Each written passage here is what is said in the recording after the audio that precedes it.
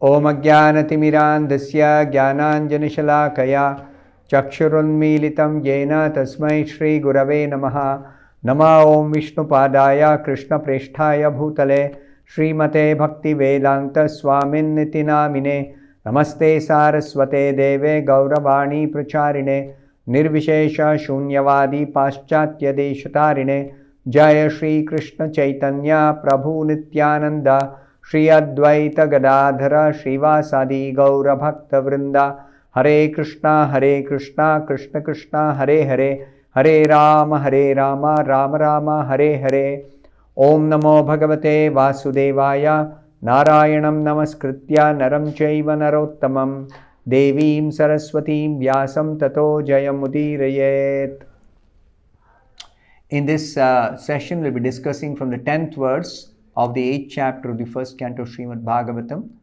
From the previous session, the prayer offered by Uttara continues to Lord Krishna. This is the 10th verse. Abhidravati mam isha sharastapta yaso vibho kamam dahatu mam natha ma me garbho nipatyatam. So this is another part of the prayer offered by Uttara to Lord Krishna. So the translation of this verse is, O my Lord, you are all powerful. A fiery iron arrow is coming towards me fast. My Lord, let it burn me personally if you so desire.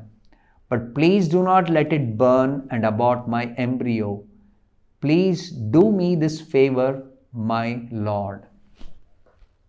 So Uttara is praying for the protection of the child in her womb because a fiery iron arrow is fast approaching her embryo. And she is praying that let it burn me. Personally, I don't mind, but let it not burn the child in the womb. Now, Srila Prabhupada explains in the purport very nicely. This incident took place after the death of Abhimanyu, the husband of Uttara. Abhimanyu, as I mentioned in an earlier session, died in the battle of Kurukshetra. Abhimanyu's widow, Uttara, should have followed the path of her husband, but because she was pregnant and Maharaj Parikshit, a great devotee of the Lord, was lying in the embryo, she was responsible for his protection. She was pregnant when Abhimanyu died, so she did not die along with the husband. She did not follow the sati procedure. For a chaste wife, when the husband dies, then the wife cannot bear the separation from the husband. The fire of separation is much more intense and intolerable than the fire of the burning funeral pyre of the husband. Therefore, a wife, a chaste wife, who is without children, she generally dies along with the husband's funeral. That's called sati. And by such an action, she elevates herself. She elevates her consciousness. That is a symbol of chastity. Now here, Uttara should have followed her husband, but because she was pregnant, she did not do so.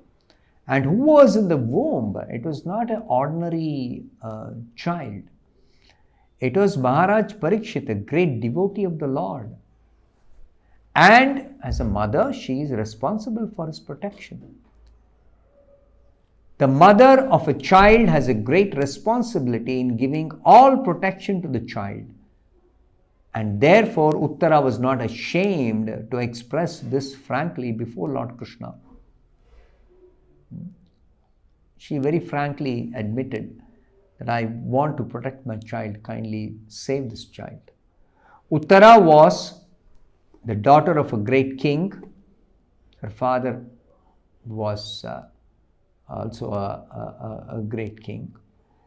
The wife of a great hero, Abhimanyu was a great hero, fought valiantly in the battle of Kurukshetra. She was his wife. A student of a great devotee, and later she was a mother of a good king also. Student of a great devotee when Pandavas were incognito, living incognito in Virata's kingdom. Uttara was the daughter of King Virata. So she was, Arjuna disguised himself as a dance teacher, and Uttara became the student of Arjuna. So therefore, a student of a great devotee, Arjuna is that great devotee. And later she was a mother of a good king also. That is, Parikshit Maharaj became the emperor of the world, and so later on she was the mother of the great king. She was fortunate in every respect. So that is the position of Uttara that is being glorified here. Now the next verse describes what is the response of Krishna. Suta Uvacha, the 11th verse, Upadharya Vachastasya Bhagavan Bhaktavatsalah Apandavam idam kartum Draunirastram abudhyata. So the meaning of this 11th verse, Suta Goswami is speaking, having patiently heard her words, Lord Sri Krishna, who is always very affectionate to his devotees, Bhaktavatsala, could at once understand that Ashwathama, the son of Dronacharya, had thrown the Brahmastra to finish the last life in the Pandava family. If you remember, this Dronacharya's son, Ashwathama, had tried to throw a Brahmastra to save his own life earlier when Arjuna was chasing him. And Krishna directed Arjuna to neutralize that Brahmastra so that it would not do any harm. Now again he has thrown a Brahmastra to finish the last life of in the Pandava family, this only surviving descendant of the Pandavas. So in the purport, Srila Prabhupada says, the Lord is impartial in every respect, but still he is inclined towards his devotees because there is a great necessity of this for everyone's well-being. Devotees are meant for the well-being of everyone in the world, because devotees do the greatest welfare activity. There are many people who are engaged in different kinds of welfare activity. But which welfare activity is the best? That which reinstates every living being in his or her original position as the loving devotee of the Supreme Lord in his personal abode. We all belong to Krishna. There is no reason for us to suffer in this material world other than our foolishness of becoming forgetful of Krishna or being rebellious, envious of Krishna, trying to compete with Krishna, trying to assume Krishna's position, or trying to be independent of Krishna. So many different reasons can be cited why living beings in this material world who don't belong to this world, who belong to Krishna's personal abode, they are away from Krishna due to various reasons, and all foolish reasons. So the Lord takes compassion and he personally comes and he instructs, he speaks the Bhagavad Gita, he sends his representatives, and those representatives are being mentioned here. because there is a great necessity of Krishna's pure devotees in this world for everyone's well-being. There's a great necessity. The Pandava family was a family of devotees, and therefore the Lord wanted them to rule the world. See, if devotees rule the world, then there is well-being for everyone.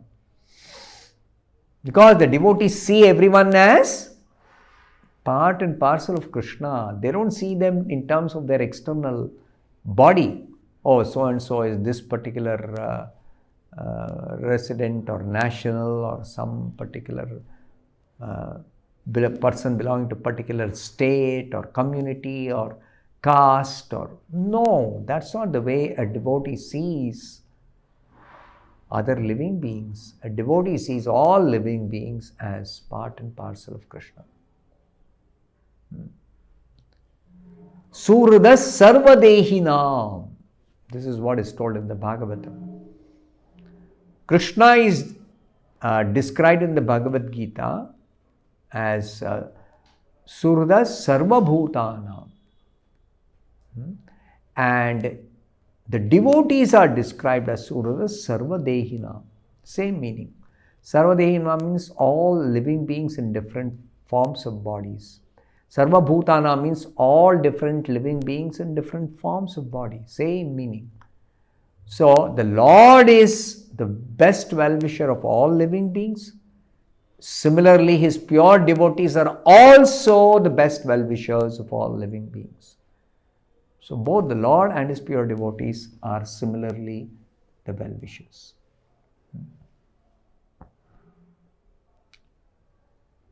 That was the reason he vanquished the rule of the company of Duryodhana and established the rule of Maharaj Yudhishthira.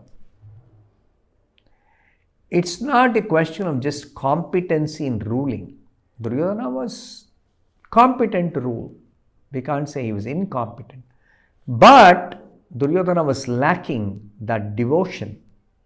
Therefore, Duryodhana was typically having different kinds of feelings in his heart for different categories of people. So and so is my enemy, so and so is my friend, so and so is my well-wisher, somebody else is my competitor. All kinds of this enviousness,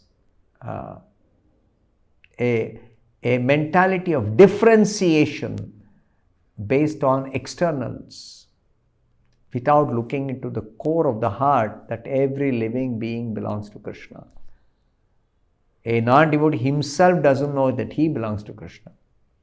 So how will he understand others' connection with Krishna? He will never understand by himself if he continues to be in material existence. So therefore, to bring about the welfare of all the citizens, all the people of this world, Krishna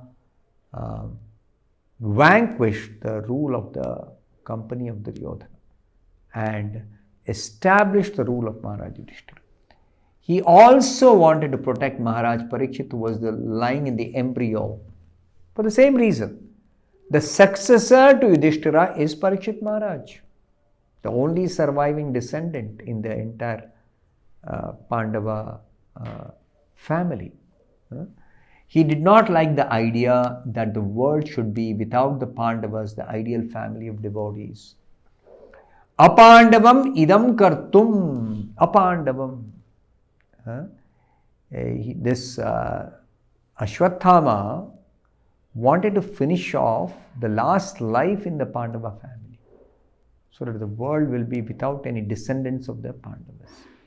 But Krishna did not like that, because he wanted pure devotees to rule the world and continue to successively rule. Their descendants who are also pure devotees should successfully rule the world. That's what Krishna wants. And even preaching Krishna consciousness is with the idea that everyone, especially the leaders, become Krishna conscious. That will do good to the entire world. The leaders will set a good example for the common people, and everyone can actually become happy in Krishna consciousness. That's why this mission of preaching Krishna consciousness. I'll stop here. Thank you very much. Hare Krishna.